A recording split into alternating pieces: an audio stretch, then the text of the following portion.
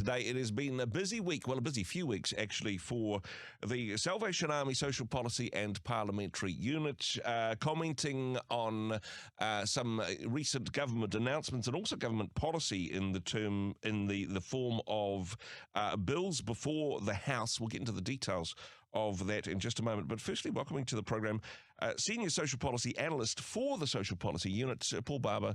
Kia ora, good morning. Yeah, kia ora, Andrew. Thank you for having me on the show. Firstly, wanting to get your comments, and I know this is an area that you guys very much keep an eye on. Some of the, pressures to bring inflation down. Of course, the consequence of that has been quite a steep jump in unemployment, and it seems that in particular it's young people that are wearing this one. Any thoughts or comments on? I mean, these are results that came out yesterday. Your thoughts on that? First up, Paul. Yeah, this is the sad thing that we've been commenting on for some time, is that there is an approach to social policy and economic policy at the moment that is aiming to make those who on the margins, on the lowest incomes, pay the price for things that they haven't been the cause of. Yeah. And so we've seen our unemployment rate increase over the last year by 30,000, and it's expected that another 30,000 people will be without work in a year's time. We've been taken into a recession by contributing to that is decisions that have been made that lead to rising unemployment intentionally, in fact, so we can have lower inflation. Yeah, so we've said for a while, the cause is worse than the disease, and young people are paying the price. The number of young people not in employment, education or training has gone up by 10,000 in the last year, hit 80,000 in the latest figures that came out yesterday.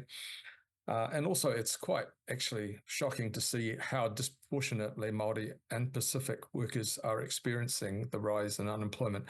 The Māori unemployment rate 2 years ago was 5.5%, still higher than the rate for non-Māori, but that rate is now up to 9.1%, more than almost double the rate for the working force. And Pacific workers have also faced the fact that the unemployment rate has increased substantially. That was also around 5.5% a couple of years ago. Now it's up over 8%, 8.3%. That's quite a huge increase compared to what's faced by European New Zealanders, for instance. And so the impacts of unemployment are shared unequally. And I guess that's unfortunate. We've been saying this, and we say it again. It's time to stop driving people further into the ground. It's time to actually get beside people and help. Now, you mentioned there that some of this is done intentionally. This is Reserve Bank policy, and I suppose all eyes on the Reserve Bank as to whether or not this will lead to a rate drop as early as next week. There's different views on this, but we won't get into the economics of it. Enough to say that the very tough times for people on the margins. Now, I know there's a couple of things in particular that you guys have been making submissions on to Parliament, some bills before the House. One to do with children and young people in particular, the Oranga Tamariki, particularly Section 7AA. Repeal. I mean, this is a very contentious and controversial issue, but this is just one of the topics that you guys have been making submissions on in the last wee while. Yeah, the last week's seen us in Parliament a couple of times speaking to the Parliamentary Select Committees in support of written submissions we've provided previously. And I guess just for those who don't engage in the political process actively, this is a really direct and concrete way that ordinary New Zealanders can actually address Parliament and the political decision makers. And it's a fantastic opportunity. And one of the striking things, for instance, about the 7AA legislation was they had to schedule extra meetings for the Select Committee for all the people who wanted to speak. And we were among many who were speaking and saying, this section of the Act that governs how the state is supposed to work with children at risk of harm, essentially, it's about, simply requires the chief executive of that organisation to report on how well they are doing in reducing the enormous inequities that Māori, rangatahi Māori face. And it's a huge topic. I would like to say more about it in more detail.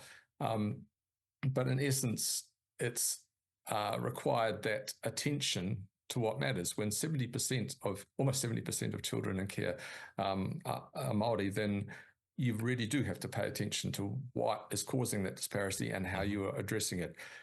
And that section required reports. And so annually, since it was introduced, I think there's been 4 reports done each year, have tracked exactly that, what Aotearoa Tamariki has been doing to try and address inequities. It's not perfect, very, very far from perfect. I'm not going to defend everything that happens, but that we believe that piece of accountability is really important and have provided some information about, for instance, that more investment is going into iwi and kaupapa Māori services, and that fewer rangatahi Māori are ending up in state care, and that more work is being done to seek whānau and iwi-based solutions. And none of that's all good as far as we're concerned. And there will be people who have different opinions on this. I mean, this is why it is a bill before the House at the moment. But essentially what I hear you saying here is that, this is a mechanism that provides us with more information, and that good policy is based on informed choices, based on information, and looking at what strategies work and what, if something isn't working, why that might not be. That less information, conversely, leads to not such good policy. Would you agree with that statement? Yeah, in the end, that's the aim, is that you make yourself accountable by actually counting. And so trying actually saying what, as my colleague Ian Hudson said in the select committee,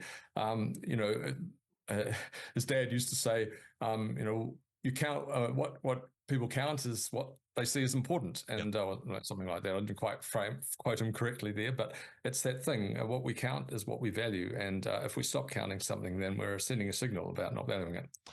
The other area that you've made submission in is the Residential Tenancies Amendment Bill. And yes, there are lots of significant issues, particularly facing those doing it tough in our communities at the moment.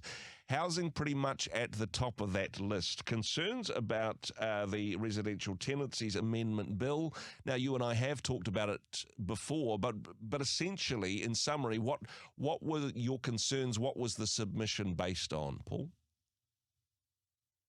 Well, our approach to all social issues is really this approach that what works for those on the lowest incomes works for everyone. And we were approaching the residential changes to the Residential Tenancy Acts that we were speaking to. The main thing that we were addressing was that the change being made is to reintroduce what's called 90-day no-cause evictions. That is, a landlord can simply advise their tenant that they are ending the tenancy, and they have to give a minimum of 90 days notice. That clause was taken out of the Residential Tenancies Act in 2020 and is now being reintroduced. We opposed that reintroduction because, again, that does not work for people on lowest incomes, the most vulnerable renters. And if you're on a low income, you're much more likely to be renting. Children in poverty are much more likely to be in private rental households. More than half of all children in poverty, that's over 100,000 children live in private rentals. And so what happens to that rental property affects them and their households. In the low income households are more likely to be renting, and they're more likely to be struggling to pay the rent. So adding insecurity is not going to help. The main argument used for this legislation has been from the minister and others, is that it'll encourage those landlords who are reluctant to rent at the moment because they're not sure they might be able to kick the person out if they don't like them for something, And I'm afraid increasing tenant insecurity for all the 600,000 people who are renting in New Zealand on the possibility that people might rent, we don't think is a good argument.